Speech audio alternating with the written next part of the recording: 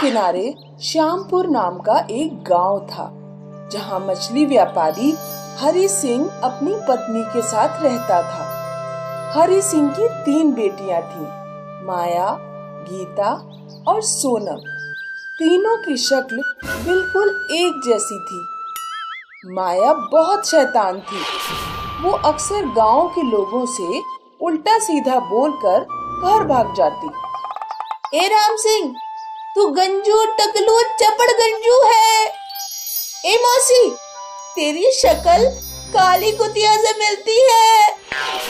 गांव के लोग जब हरि सिंह के घर शिकायत करने पहुंचते तो माया कहती, पापा, ये सब मैंने नहीं कहा, गीता और सोनम ने कहा होगा। हमने नहीं कहा, ये माया है। बाहर जाकर लोगों को उल्टा सीधा बोलती है और नाम हमारा लगाती है। भाई साहब, किसी ने भी कहा हो, मैं इनकी तरफ से आपसे माफी मांगता हूँ। सोनम की गौरव नाम की एक लड़के से शादी तय हो चुकी थी। सोनम अक्सर शाम को पार्क में गौरव से मिलने जाया करती। सोनम, कल मैं तुम्हें मूवी दिखाने ले चलूंगा। ठीक है, कल मम्मी पापा भी मौसी के घर जा रहे हैं। उनके घर से निकलते ही मैं तुम्हारे पास आ जाऊंगी। माया छुपकर सोनम और गौरव की सारी बातें सुन लेती है। गौरव के साथ मूवी देखने तो मैं जाऊंगी। अगले दिन हरि सिंह पत्नी और गीता के साथ मौसी के घर चला जाता है। घर पर सिर्फ माया और सोनम बचते हैं। सोनम अपने रूम में गौरव के साथ मूवी देखने जाने के लिए तैयार हो रही थी। माया सोनम को कमरे में बंद कर देती है और गौरव के पास चली जाती है। गौरव माया को सोनम समझ लेता है। सोनम आ गई? हाँ, चलो सिनेमा हॉल चलते हैं। माया गौरव के साथ पूरे दिन घूमती है। उधर शाम को हरि सिंह, पत्नी और गीता घर लौटते हैं। वो देखते हैं कि सोनम का कमरा बाहर से बंद है। हरि सिंह कमरे को खोलता है तो देखता है कि सोनम अपने कमरे में बेहोश पड़ी है। उठो बेटा सोनम, तुम्हें कमरे में किसने बंद किया? पिताजी, माया ने मुझे कमरे में बंद किया और मेरी जगह गौरव के साथ मूवी देखने चली गई। मैंने दिन भर कुछ नहीं खाया। भूख के कारण मुझे कमजोरी आ गई और मैं बेहोश हो गई। तभी माया वहाँ पहुँचती है। अरे पिताजी, आप लोग तो आज घर लौटने वाले नहीं थे। माया, तू मेरे हाथों से बहुत पिटेगी। कुछ दिनों बाद सोनम की गौरव से शादी हो जाती है। एक दिन हरि सिंह अपने परिवार से कहता है, हम लोग श्रीलंका जा रहे हैं। वहाँ मछलियों का व्यापार करने में 2 गुना फायदा होगा। पिताजी, हम श्रीलंका जाएंगे कैसे? जहाज से। अरे वाह, बहुत मजा आएगा। हरि सिंह का परिवार, हरि सिंह, पत्नी, माया और गीता जहाज से श्रीलंका की ओर निकलते हैं।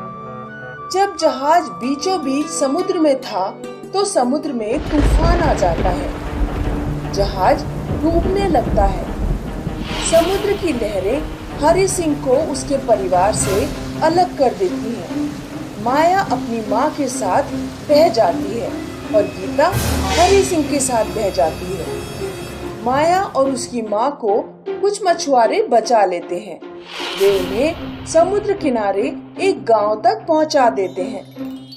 उधर हरि सिंह गीता के साथ एक टापू पर पहुंच जाता है। 3 साल बाद हरि सिंह लगातार 3 साल तक अपने परिवार को ढूंढने की कोशिश करता रहा, लेकिन वो उसे नहीं मिलते। हरि सिंह गीता की शादी कर देता है। उधर हरि सिंह की पत्नी माया की शादी कर देती है। संयोग से गीता और माया अपने पतियों के साथ हनीमून मनाने एक ही जगह वृंदावन पहुंचते हैं। ये वृंदावन कितना सुंदर है।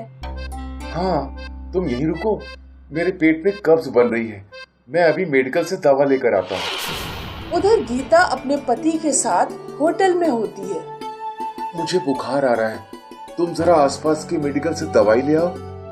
गीता मेडिकल पर दवाई लेने पहुंचती है। माया का पति मेडिकल पर पहले से खड़ा था। वो गीता को माया समझ बैठता है। अरे तुम यहाँ आ गई? मैंने कहा था ना 1 मिनट वहीं रुको। चलो थोड़ी मौज मस्ती करते हैं। माया का पति गीता को गोद में उठा लेता है। गीता माया के पति के एक थप्पड़ मारती है। बदतमीज, तूने मुझे छुआ कैसे? ये तुम्हें क्या हो गया? मैं तुम्हारा पति हूँ। मेरे पति होटल में है। उधर होटल में गीता का पति गीता का इंतजार करते करते थक जाता है।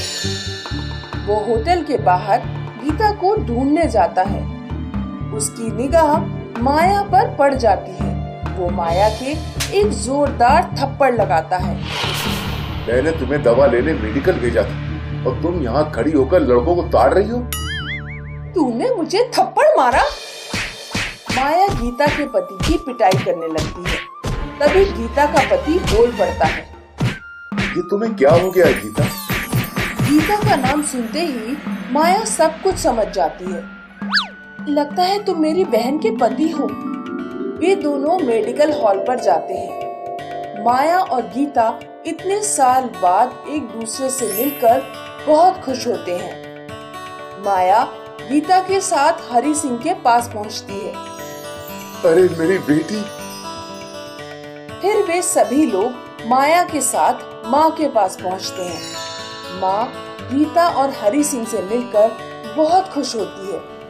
फिर वे सभी लोग अपने गांव श्यामपुर लौटते हैं। पिताजी, आप लोग सब कहाँ गायब हो गए थे? मैंने और मेरे पति ने आप लोगों को कितना ढूंढा, लेकिन आप लोग मिले ही नहीं। बेटा, बहुत लंबी कहानी है। चलो मैं तुम्हें सुनाता हूँ।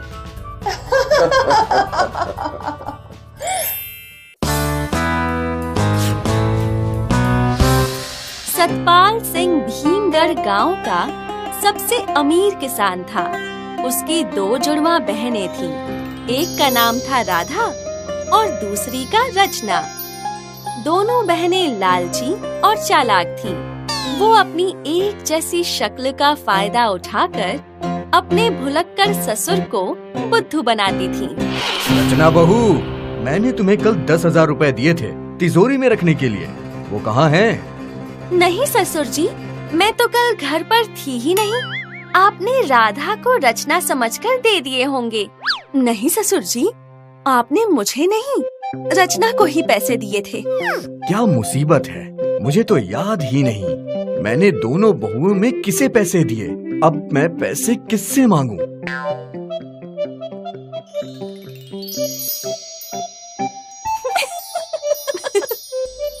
दोनों बहुओं की चालाकी उनके पति प्रकाश और राकेश को समझ आ गई। भैया, हमारी गैर मौजूदगी में ये दोनों पिताजी को बहुत तंग करते हैं। अब हम क्या करें? अगले दिन प्रकाश ने खेत पर जाते वक्त अपने पिताजी को बहुत बड़ा सोने का घड़ा दिया। पिताजी, इस घड़े में 100 सोने के सिक्के हैं। इन्हें मैं शाम को आकर आपसे ले लूंगा। राधा ने प्रकाश की बात सुनी और रचना को बता दी। रचना, अगर हमें वो घड़ा मिल जाए तो हम जो चाहे वो खरीद सकते हैं। हाँ, और वैसे भी ससुर जी को बेवकूफ बनाना कौन सा मुश्किल काम है। फिर दोनों बहनों ने एक षड्यंत्र बनाया। ससुर जी, चाय। बहू, मैंने तो आपसे चाय नहीं मांगी थी। आपने ही तो चाय लाने को कहा था। मैंने? मुझे याद क्यों नहीं आ रहा है? ससुर जी, आपको तो कुछ भी याद नहीं रहता। फिर आप ये कीमती घड़ा कैसे संभालेंगे? इसे मुझे दे दीजिए। ठीक है रचना बहू, तुम ये घड़ा संभाल कर रख दो। सोने के घड़े में रचना को 10 सिक्के मिले, जिसमें से उसने 5 सिक्के राधा को दे दिए। प्रकाश ने तो कहा था घड़े में 100 सिक्के हैं। शाम को प्रकाश और राकेश ने घर लौटकर सतपाल से घड़ा मांगा। तब सतपाल ने घड़ा रचना को देने की बात कही, लेकिन हमेशा की तरह दोनों जुड़वा बहनें मुकर गईं। नहीं, ससुर जी को भूलने की आदत है। कल तो मैं सारा दिन रसोई में ही थी। वो घड़ा शायद राधा को दिया होगा। नहीं नहीं, मुझे नहीं दिया, शायद कहीं रखकर भूल गए होंगे। दोनों बहुओं की बात सुनकर सतपाल हमेशा की तरह परेशान हो गया कि अब वो घड़ा किससे मांगे। पिताजी, आप एक घड़ा तक संभाल कर नहीं रख पाए। उस घड़े में 100 सोने के सिक्के थे। हमारा कितना बड़ा नुकसान हो गया। 100 सिक्कों की बात सुनकर राधा चौंक गई, क्योंकि उसे तो रचना ने सिर्फ 5 सिक्के ही दिए थे। गुस्से में रचना से वो लड़ पड़ी। अच्छा, तो मुझे 5 सिक्के देकर तूने बाकी के 95 सिक्के खुद रख लिए।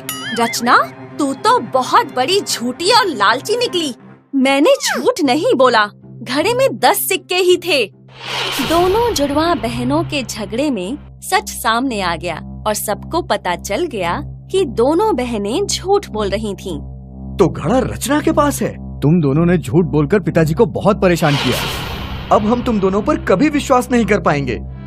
राधा और रचना दोनों लालच और चालाकी में अपना ही बुरा कर बैठी। इस कहानी से हमें ये सीख मिलती है कि चालाकी से दूसरों को थोड़े समय तक बेवकूफ बनाकर उनका फायदा उठाया जा सकता है, लेकिन सच पता चलने पर फिर कोई भरोसा नहीं करता और एक झूठ से सच्चे रिश्ते भी टूट जाते हैं।